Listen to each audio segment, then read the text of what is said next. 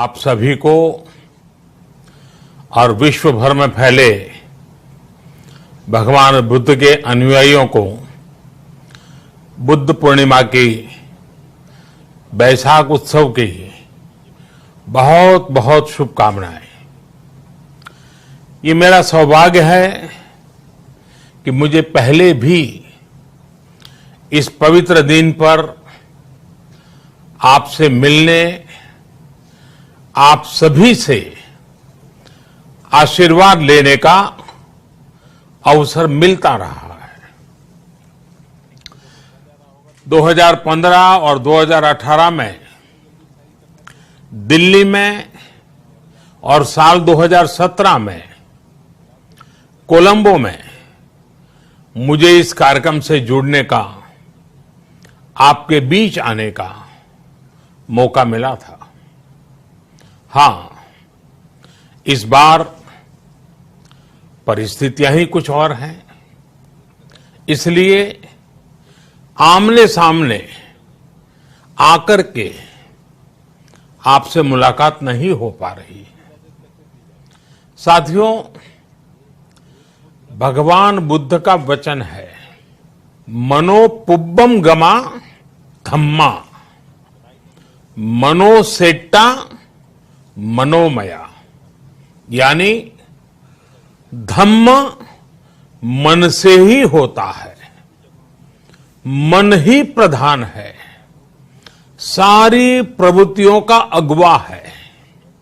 इसलिए आपका और मेरा मन का जो जुड़ाव है, उसके कारण सशरीर उपस्थिति की कभी उतनी महसूस नहीं होती।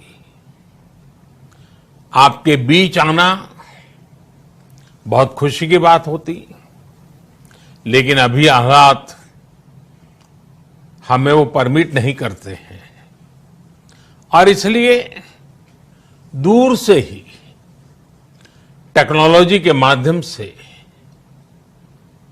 आपने मुझे अपनी बात रखने का अवसर दिया। इससे बढ़कर के संतोष और क्या हो सकता है।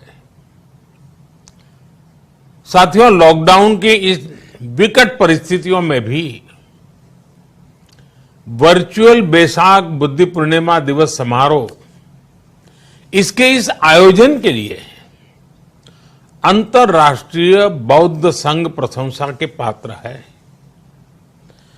आपके इस अभिनव प्रयास के कारण ही इस आयोजन में विश्व भर के लाखों अनुयायी एक दूसरे के साथ जुड़ रहे हैं।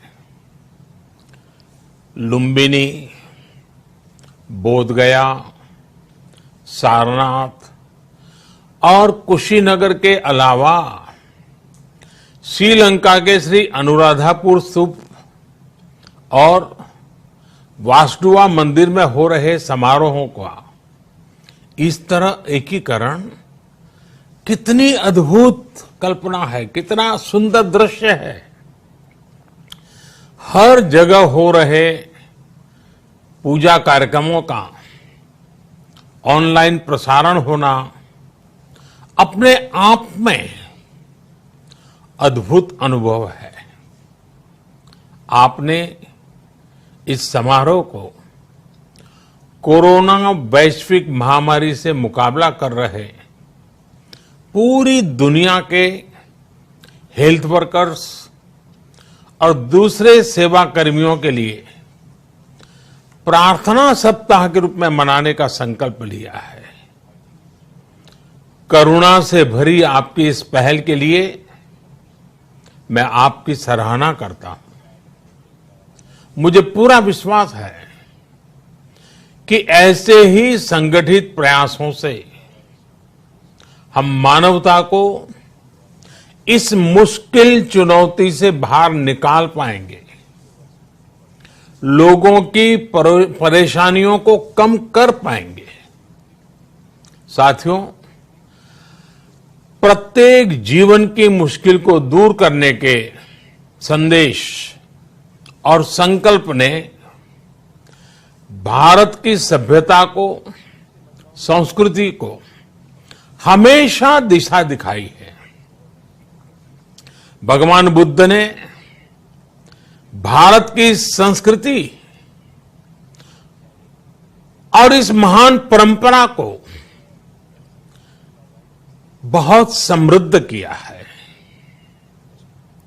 वो अपना दीपक स्वयं बने और अपनी जीवन यात्रा में दूसरों के जीवन को भी प्रकाशित करते रहे। और इसलिए बुद्ध किसी एक परिस्थिति तक सीमित नहीं है, किसी एक प्रसंग तक सीमित नहीं है। सिद्धार्थ के जन्म, सिद्धार्थ के गौतम होने से पहले और उसके बाद इतनी शताब्दियों में समय का चक्र अनेक स्थितियों, परिस्थितियों को समेटते हुए निरंतर चल रहा है।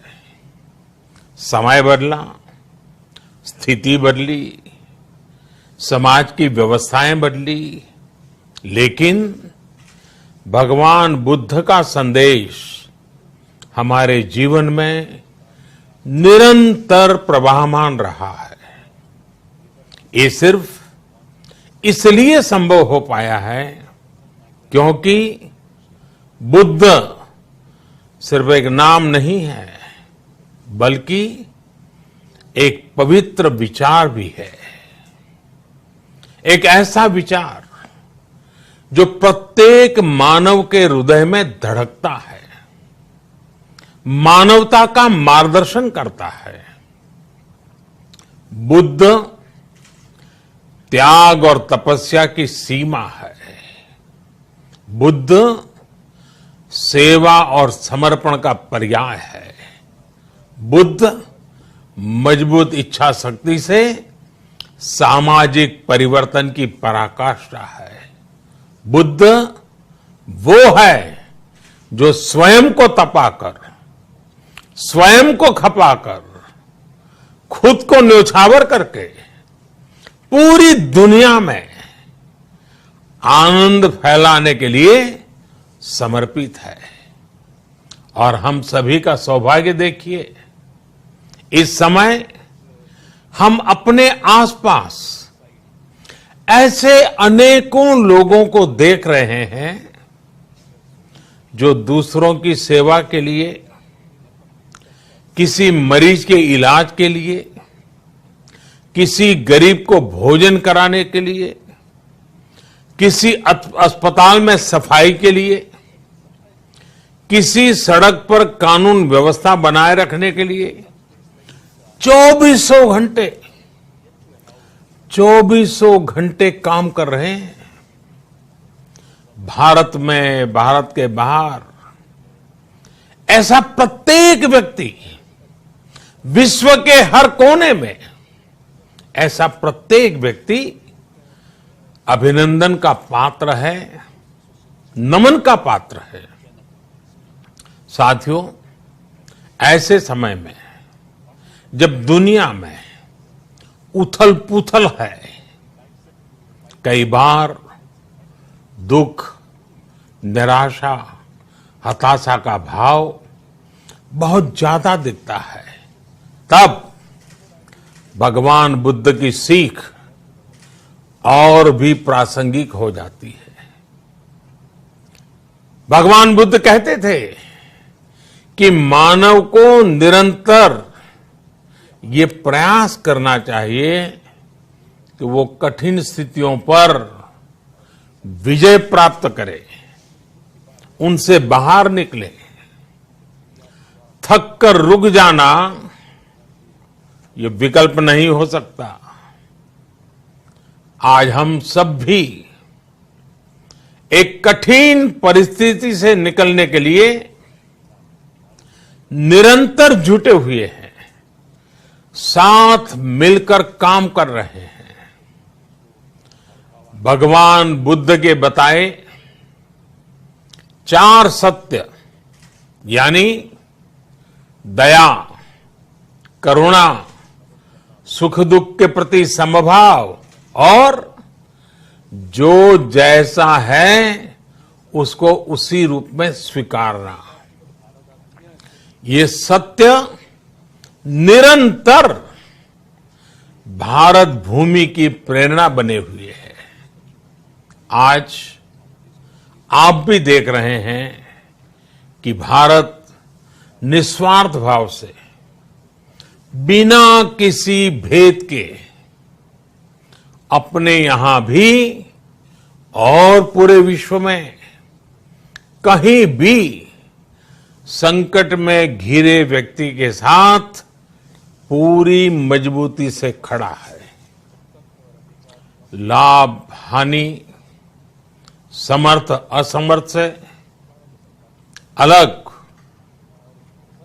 हमारे लिए संकट की ये घड़ी सहायता करने की है। जितना संभव हो मदद का हाथ आगे बढ़ाने की है। यही कारण है कि विश्व के अनेक देशों ने भारत को इस मुश्किल समय में याद किया और भारत ने भी हर जरूरतमंद तक पहुंचने में कोई कसर नहीं छोड़ी है।